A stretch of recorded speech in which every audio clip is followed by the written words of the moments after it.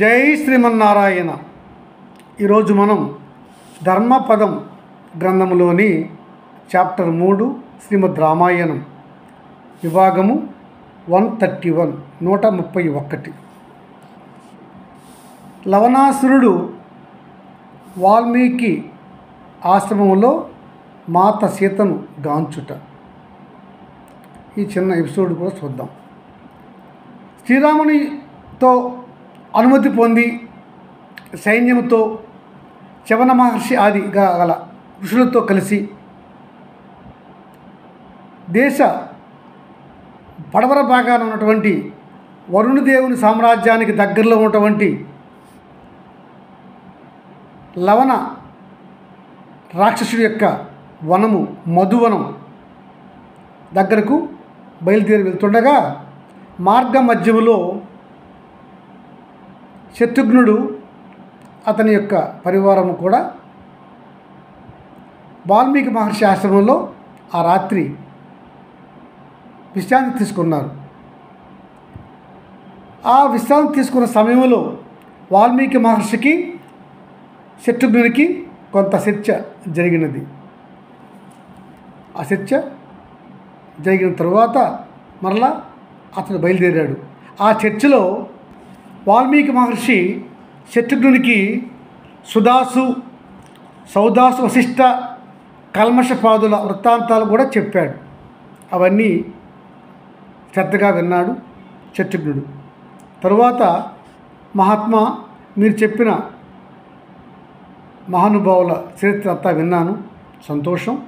నేను రామకార్యం నిమిత్తం రేపు ఉదయాన్నే ప్రాతకాలంలోనే బయలుదేరి వెళ్తాను అని చెప్పాడు. ముందుగుండానే ఋషి వాల్మీకి అలాగే నాయన ఉదయాన్నే బయలుదేరి వెళ్ళు అని చెప్పారు. దీవించారు కూడా. ఈలోగా మునిబాలకులు వచ్చారు.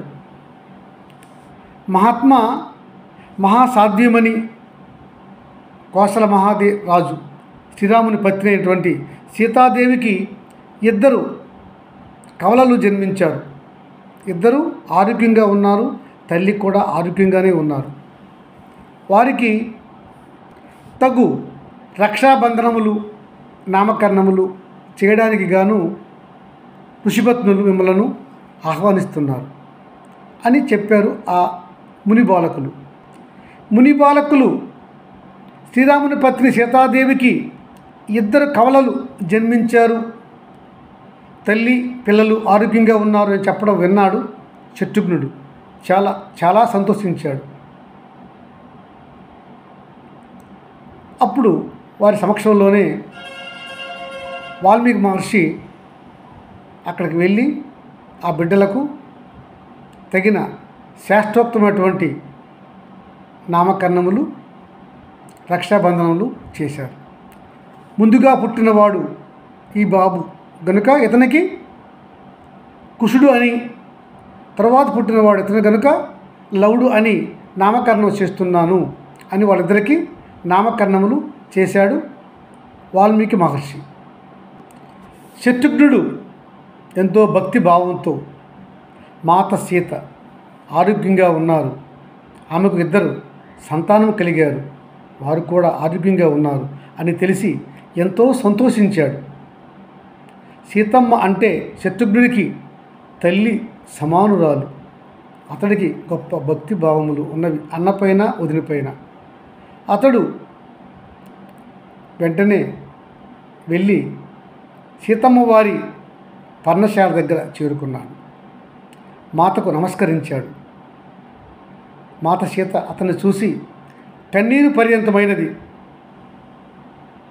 శత్రుఘ్నుల వారు, అమ్మ మాత, విలపింపకము, మంచి రోజులు రాకపోవునా, మీరు మీ బిడ్డలు ఆరోగ్యంగా ఉండండి, ఆ దేవుని దయ మీకు ఎల్లవేళలా ఉండును.